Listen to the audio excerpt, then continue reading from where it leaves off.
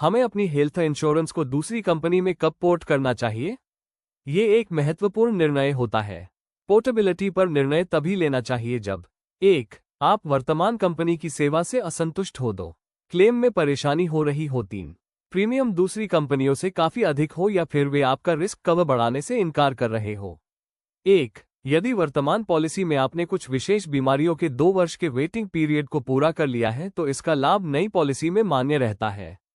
2. नई कंपनी आपको अधिक फायदे दे सकती है जैसे बेहतर रूम रेंट लिमिट और वेलनेस बेनिफिट। 3. कम प्रीमियम पर बेहतर पॉलिसी मिल सकती है। 4. आप अपनी जरूरत के हिसाब से कवरेज बढ़ा सकते हैं और पॉलिसी टाइप बदल सकते हैं। 5. अगर पुराने बीमाकर्ता की सेवाएं खराब थी तो आप बेहतर सेवा देने वाली कंपनी में जा सकते हैं। हेल्थ इंश्योरेंस को दूसरी कंपनी में पोर्ट के कुछ संभावित नुकसान भी हैं जिन पर नजर अवश्य डालें, वरना लेने के देने पड़ सकते हैं। 1. यह कोई गारंटी नहीं है कि नई कंपनी पोर्टिंग स्वीकार करेगी। आपकी उम्र, मेडिकल हिस्ट्री, क्लेम हिस्ट्री देखकर पोर्टिंग के लिए मना कर सकती है।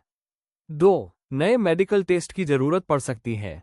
3. आप पर बड़े रिस्क को समझकर कंपनी प्रीमियम बढ़ा सकती है। 4. पोर्टिंग पॉलिसी रिन्यूअल के 45 दिन पहले करने का नियम है। लापरवाही से आप इस समयकाल को चूक सकते हैं। 5. पुरानी पॉलिसी पर बोनस का लाभ अब नई पॉलिसी में ट्रांसफर नहीं होता है। 6. बढ़े हुए कवर पर वेटिंग पीरियड का नियम लागू होता है।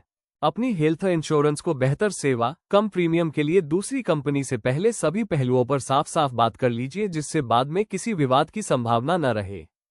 पॉलिसी लेने के बाद उसके सभी नियमों से आप वैसे ही बंध जाते हैं जैसे कोई अन्य पॉलिसी धारक।